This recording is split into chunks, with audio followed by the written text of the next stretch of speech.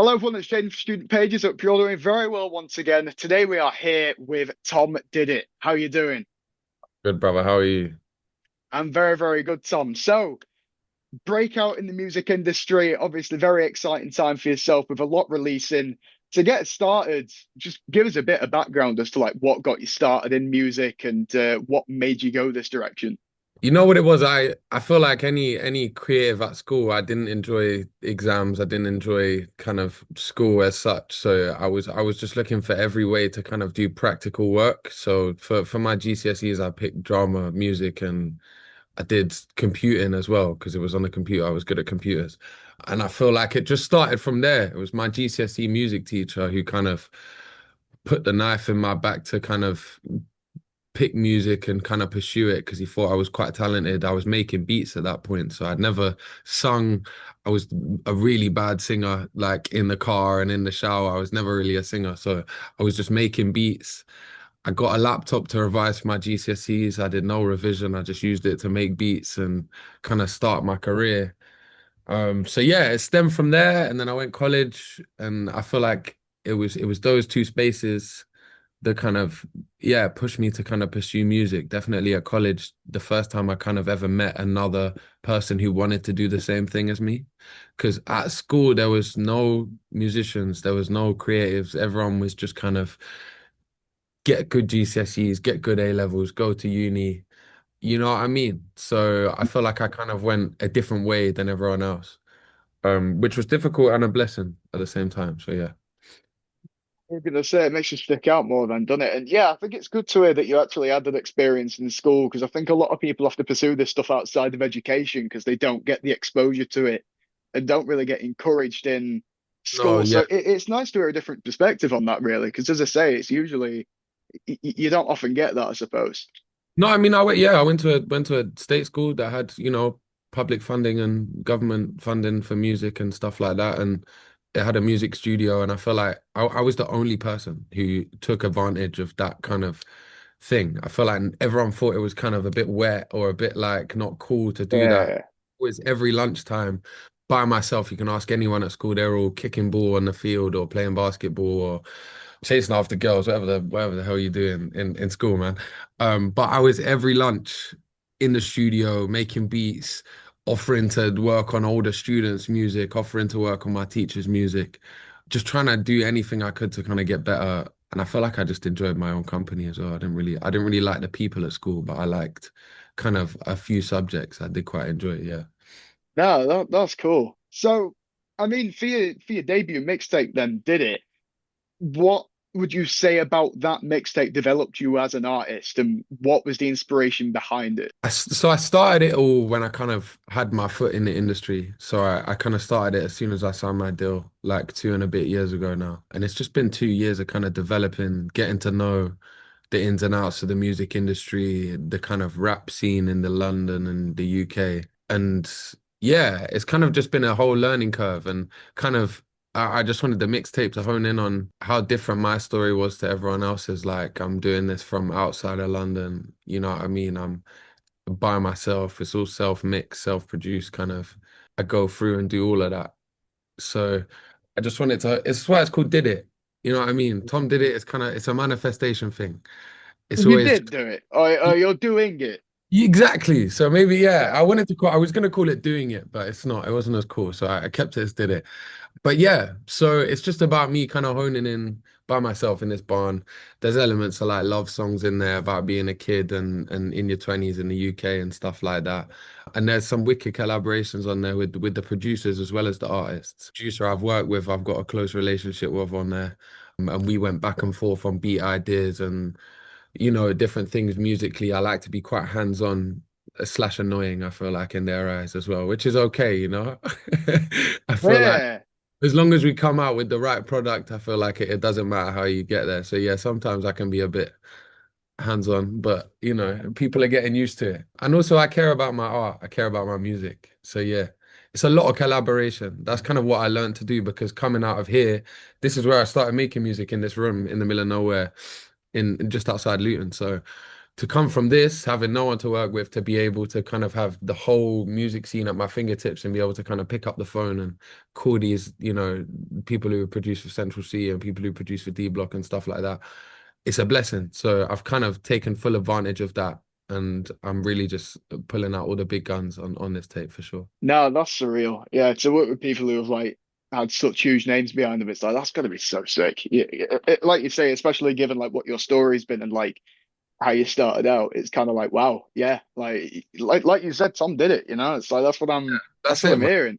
Obviously, we know the genre, but like, how would you describe your music personally? What do you think makes it stand out from the rest? I would call myself a multifaceted artist. I feel like I couldn't really box myself in. I couldn't put a name on my sound, but I make pop music on rap beats. I feel like that's the Mm. easiest way to describe it in layman's terms. It's catchy kind of hooks, catchy melodies. I rap as well. I do my bit of grime, a bit of freestyling and stuff like that. But in general, I like making catchy pop songs with good choruses, musical structure, bridges, verse, chorus kind of thing. But I've always been a fan of rap. So I've immediately dived myself and put myself in the middle of this kind of UK rap scene with the people I've started to work with and the people who have kind of backed me in what I'm doing, like Nath and Chip and Lowski and all of these people. So yeah, it's just kind of I've tried to blend them as much as I could because Yeah. coming from out London, I wasn't really exposed to rap music and UK rap until a lot later in my life. I was like 14, 15. So, even though it's a long time ago, it's a lot later than other people. I feel like all my friends from London grew up, they had a rapper from their borough, they had a rapper from their road that they could kind of look up to. Whereas around here, I've got Nath who's from Luton, but he wasn't really popping until I was like 14, 15. So yeah, it was a different experience, I feel like, with the rap music. Yeah, no, I imagine it's different in London to like live, laugh, Luton. Mate, yeah, it's horrible. It's horrible. And there's nothing, there's no studio. There's not a music studio in Luton. Unless someone's got it built in their back garden. There's not a public, it's not a pirate. There's not, all these places where you can just rock They'll up be and gatekeeping it, won't they? I'd like to dip my toe in as many sounds as I can. And I get bored as an artist if I'm just doing one thing. I feel like, how are you doing a EP or a mixtape with 11 songs all at the same tempo with the same kind of drill beat or the same kind of whatever whatever you want to do. To me, I would get so bored. So yeah, I've tried to kind of dip and dive into as many sounds as possible while it remaining cohesive. And I feel like the thing that glues it together is my voice, bro. I feel like just to kind of rasp and the subject matters and the melodies, I feel like that's what's going to keep my music together and sounding kind of cohesive, you get me? Bigger as well, bigger than rap and bigger than kind of hip hop. It's like every superstar, you look as far back as Elton John, as far back as, Robbie Williams, people like that. Some of these people aren't great singers, but because they have such a distinctive voice and such a distinctive manner about how they put themselves on a record, people are always gonna kind of gravitate towards it, and that's what I want to be. You know what I mean? Maybe I'm not hitting every note perfectly. Maybe I'm using a bit of auto tune. You know what I mean? But I want people to gravitate back to the feeling of it. You get me? No, Yeah, man. absolutely. Yeah, 100%. So, I mean, go on then in your entire journey so far, because you mentioned obviously this goes as far back as school. I'm curious then, was there any like criticism or bullying from the people around you because of what you wanted to do? Or was the support network sort of there enough to keep you going through? Because again, even today with like internet trolls and stuff, that's something we often touch on. Is just like people can be so harsh on people they don't even know. So I'm just curious what your experience with all that is. Yeah, I mean, like I said, in school, it was definitely a singular mission in my head, and I knew no one else. There was one other guy in my year who kind of made music, but it was super different to what I wanted to do, made like indie rock and stuff like that. So we got on, we related, but where I wanted to be was very different to where he wanted to be. So yeah, in school, bro, there's so much always bullying, man, especially if you want to be different in kind of a world outside London where there's not creatives, there's not people that want to be a photographer, there's not people that want to be a radio interviewer because it's so out of reach where I am. You know what I mean? So people don't even pick up the pen and try. And I kind of want to just change that narrative. So yeah, for me, bro, it was lots of bullying. Even like until I got to college and I realized, yeah, I'm sick. I'm in this class, I'm making these tunes and I'm playing it to the class and everyone's like, mad. Like that's kind of when I thought, okay, this is cool. And so I was like 16. So about, I don't know, 2, 3 years after I started making music, people started taking me seriously. But well, to this day, there's still doubters, friends, family, everyone, bro. You know what I mean? You've got to either bring in a hell of a load of money or you got to perform on a massive stage to kind of legitimize music to people.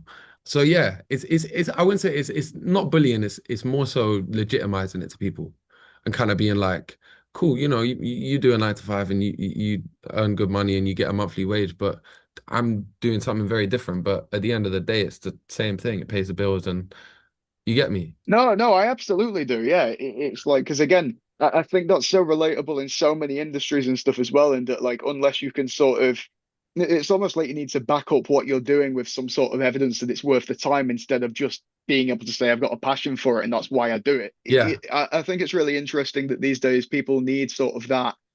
Oh, this is why as sort of an ex almost an excuse for what they do instead of just being able to say I do it because it's great and if it makes money, it makes money. I Yeah. just I think it's kind of been sad to see that shift happen because I remember a time when it wasn't like that. For example, like when YouTube was first starting out, obviously no one had any followers or anything, and everyone was there just to watch what they wanted to watch and stuff. Now it is just a numbers game. And Yeah. again, I think it's sad to see how that's expanded to like all these different industries. It's like, why are we so obsessed with outreach, quality over quantity, I suppose. Yeah, it's like, Yeah. why can't we focus more on what's being produced than how many people are listening? 100%. And now I feel like you can't just be an artist. You got to be a big artist.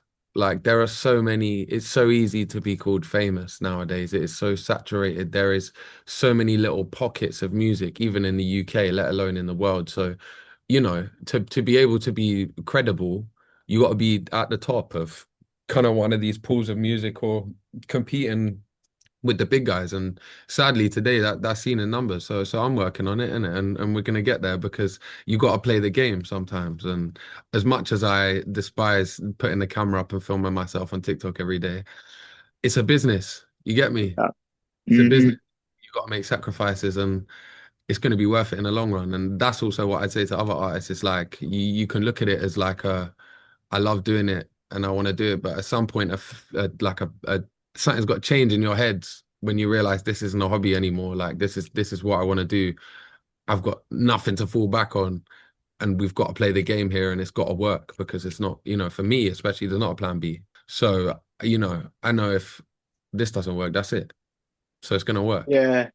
Yeah, no, it has to, doesn't it? It's like I don't really have that option. And again, I think for as long as it's something I've heard so much in these interviews and something that people from all different aspects of like creative industries have told me is that as long as you believe you can make it and you keep at it and you never sort of tell yourself, that's it, like I'm stopping here, there will just come a point at some point where things just skyrocket out of nowhere. It's like almost inevitable. That's it. I feel like if you just keep going, something will happen. I've seen it in so many cases now, especially being in the industry for, 6 years now. You see people skyrocket. I've seen people go from 0 to 1 million followers. Leo stayed true. I met him when he had, I don't know if you've heard of him, but I met him when he had 10K followers. He's now got 500,000 and he's touring Asia with Arsenal. So it's like it happens. And Yeah. it's luck nowadays because it's so saturated. There is such a big element of luck. Obviously, it's hard work. It's filling everyone's feed with your music, but there's no pathway to it. There used to be a pathway to fame. You sign a deal, you do this, you do that, and you're going to be on the Brits within X amount of years. Whereas now, there's no guarantee of anything. You know what I mean? You can drop a tune, you can go viral, you could be the most famous thing that people have seen, and then you could disappear after a year and a half, and no one give a crap about you. So yeah. No, absolutely. It's crazy. It's what I mean. It's the space, isn't it? It's like it's evolving and I think it's scary to see it happening, but equally, I think there's more ways to take advantage of it. But, yeah, it's just a very complex, multifaceted space, I suppose. But I mean, so you mentioned earlier about some of the themes in your music. I'm curious, have you had like any real life experiences that have made their way into your songs, or are they more about like a message, or what would you say was the objective there for you? Oh, I mean, yeah, I feel like everything I write about is either taken from my life, it's aspects of my life, aspects of other people, but I just like telling stories. So I may take a story I've heard somewhere else and kind of tie it in with something else and just write a good song. It's not a conceptual body of work, you know what I mean? There's not a real, it's not like let's say you sat down and listened to Good Kid, Mad City, Kendrick Lamar. It doesn't have that kind of, it's not an album, it's a mixtape, it's a collection of good songs. So to me, yeah, it's, growing up in the UK as a kid, witnessing drug use, addiction, not going to university. I've had family members who have committed suicide and lost their life to alcohol and stuff like that. So it's taken stuff from every part of my life and other people's life. You get me? So yeah, it's a collection of stories, memories, kind of all just bunched into a good group of songs. But me, even when I'm writing a depressing song, I've sat there and told you two kind of deep, harrowing subjects. But to me, I kind of I like to kind of juxtapose that with the instrumental. So maybe I'll be writing about something like that, but it will be on like a bouncy kind of like dancey song. You get me? And it will sound happy, but the words I'm writing are completely the opposite. So yeah, I feel like I'm not a depressing person. So even though some of the stuff I write about are quite depressing, I don't like to show that, you know what I mean? I like to bring a light to the room. And I feel like for me, that's always what music's done. Mm. No, I mean, I'm sorry to hear about the loss that you've experienced, but I think something I've always very much respected is when people can take something like that and turn it into something beautiful. And I think that is, if that's what you're aiming to do, and if that's what you do with your music, I think that is an incredibly strong, an incredibly strong motive to leave with, to sort of take these experiences and turn them into something that you can share, turn them into like an art form. Yeah. I don't think that's something that just anyone can do. So that's always been something I've very much respected in, especially music artists. Well, thank you, brother. Yeah, I feel like, beautiful is a good way to describe it. But for me, it's just to be able to make it palatable for someone who may not have experienced those things. You know what I mean? Mm, But like it's quite a difficult subject to talk about and listen to and hear about if you've not gone through it. yeah. So I feel like being able to put that in a story that might sound more relatable to most people is No, my. no, absolutely. Yeah. I mean, you spoke about TikTok earlier then. I'm curious because I think everyone has a very different take on this. If we're looking at social media and like the landscape at the minute, what's your experience with social media, and like do you utilize it to promote your brand and your music, and do you enjoy using it? Because I think a lot of people see it as a necessary evil today, but I don't know whether it needs to be like that. I mean, what's your verdict on it all? Yeah, I mean, I've always had the idea that it's a marketing tool, and I've only ever used it as that. I feel like only in recent years where I've been told by my team like you got to pattern up is when I've started going crazy on it because like I said, it's playing the game. Mm, If I didn't have to, I wouldn't have it on my phone. You know what I mean? Same with Instagram, same with everything. I feel like there's one I like that I've started recently. I like live streaming. So I've started streaming on Twitch and TikTok, me making music. And that's cool because that's just me doing what I do anyway, but I can just talk to people while I make my song. And that's fine. But going out doing these whole performances of songs in the middle of London with a cameraman for 4 hours a day, it's not my cup of tea. But like I said, I'm ticking boxes and I'm playing the game, and you've got to do what every one of your peers are doing and more. And yeah. that's kind of all I'm trying to do here. You know what I mean? It's just Mm, putting in work, bro. It's like it's the same as any job, bro. You work at an office, you do a sales job. The more calls you make, the more chance you're gonna have of getting a sale. So it's like the more videos you post, the more chance you're gonna have of one going. So it's the same thing. it's frustrating on TikTok and Instagram, isn't it? Because it's like you got to follow a formula and do what everyone else is doing, but at the same time, you can't do what everyone else is doing. You almost got to find a new way to do the same thing. And I think it's scarier as we go like more and more into the age of social media, that I feel like we're going to come at a point where I don't know how people are going to come up with new ideas and new strategies. It's like I can't tell how much further out in the creativity realm we can get until every single idea has been used up. You know what I Well, mean? it's It's like, it's it's it's crazy because now people are going back and people are like, I don't know if you saw Gets did it, and I don't know if Chance the Rapper did it or someone in the USA just did it, but they're now just doing only physicals. So it's just gone back in time again to back how it was when we only did CD, vinyl, whatever, but they're doing mm, USBs of their songs. So the only way you can get the album is by picking up the USB, and they've not done a social rollout, they've not done none of that. So it's just basically it's just flipped on its head. So to me, that's the way it will go, or I won't be here and you won't be here, and it'll be AI doing all of this in about 5 years, but we'll have to see. Outside of music and outside of working on your stuff, what do you do in your free time to occupy yourself? You got any hobbies? Mate, I can't lie. Life is, well, I feel like when you're an artist, I've been 110% music for like 6 years. So if I'm Mm. not like doing something like this, I'm making a song.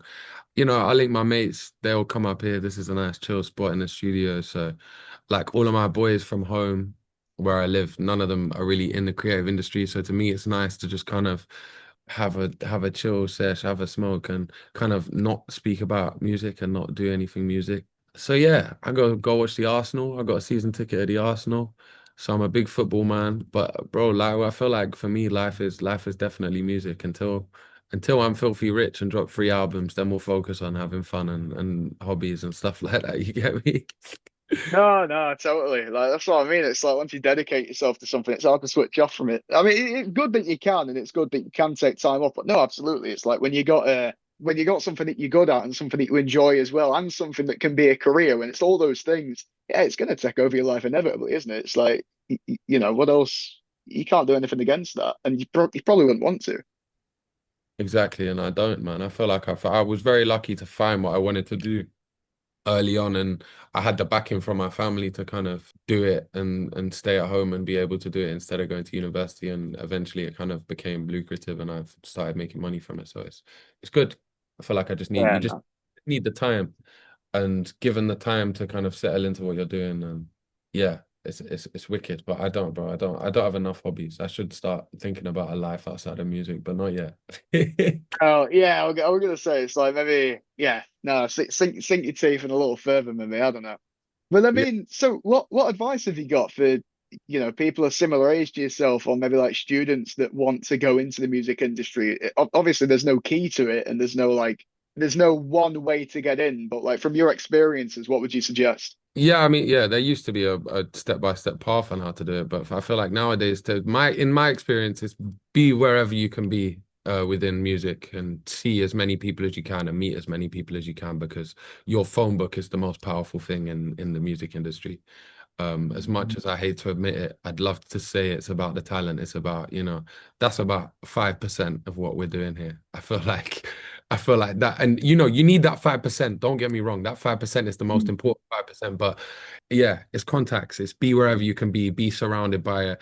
If, I lived in Luton, I still do. But I'm on the train into London as much as I can be, sitting at the back of studio sessions like a fly on the wall, annoying people, going around asking producers, when are you free, all of this. Send a DM. DM is so powerful. People reply, even people with 100K followers, you think that their DMs are flooded. They're not. Like they see, what I mean? You see messages. So yeah, it's not what you know, it's who you know. That's the main thing. And just like I say, do your 10,000 hours. Just work, work, work, work, and don't stop. No, Yeah. 100%. So I mean, I suppose then on a similar note, on that entire on your journey then, even like to today, what would you say has been the biggest challenge of all of it, and how did you overcome it? I definitely think kind of gravitate getting into London and just kind of being amongst it and kind of feel like when you do it, the early days I was doing it without a team. So when you do it without managers and stuff like that, people kind of speaking about you within the industry, that was the most difficult part was just the initial break into get you meet one guy and he knows all the people or he knows enough people to introduce you to another guy and then you meet that guy and that, you know what I mean? So yeah, it's just that initial break. But to me, the music's been the easiest bit. That's the bit you should love and enjoy and kind of just spend the most time on. And if you don't love that part, then I think you should stop right now, to be honest, because you can be great with people, but you need the final box checked. But you need everything. I feel like you need to be doing everything and more than what your peers are doing. And that's the only way you're gonna do it because it's so saturated now. Everyone wants to be a rapper, everyone wants to be a DJ, everyone wants to be a Yeah. producer. Um, be a bricklayer. That's what I would say. So I have less competition. I feel like that'd be a good idea. Yeah, no, why not? Break the mold, I suppose. Yeah, So I man. mean, yeah. So go on. You've got did it out now. What are you working on next? If you're allowed to tell us, Yeah, well, no, any exciting stuff upcoming? So the mixtape drops on the 21st of August. I don't know when this interview drops. But the mixtape drops on Thursday, a week today. Yeah, we'll probably drop it on release day, I imagine. Okay, wicked. So it's out now. Yeah. And then yeah, so I mean, after that, it's back into this hole in this barn that I'm in and get the next body of work done. I want to do one with maybe less songs. This one's got 11 songs. Maybe I'll do a shorter one, and I just want to move the needle on the sound a bit. Maybe do a bit more poppy records and something a bit more dancey. Yeah, I want to be in the charts, man. You get me? Let's No, be that's dope. Hey, keep going the way you're going. I doubt it'll be long. yeah, brother. Hopefully, I appreciate it, man. Hey, anytime. Well, I mean, Tom, it's been excellent talking to you. Honestly, best luck with everything you're doing. Obviously, congratulations on your success so far. And yeah, hopefully we can catch up in a bit of time and you got some new stuff for us.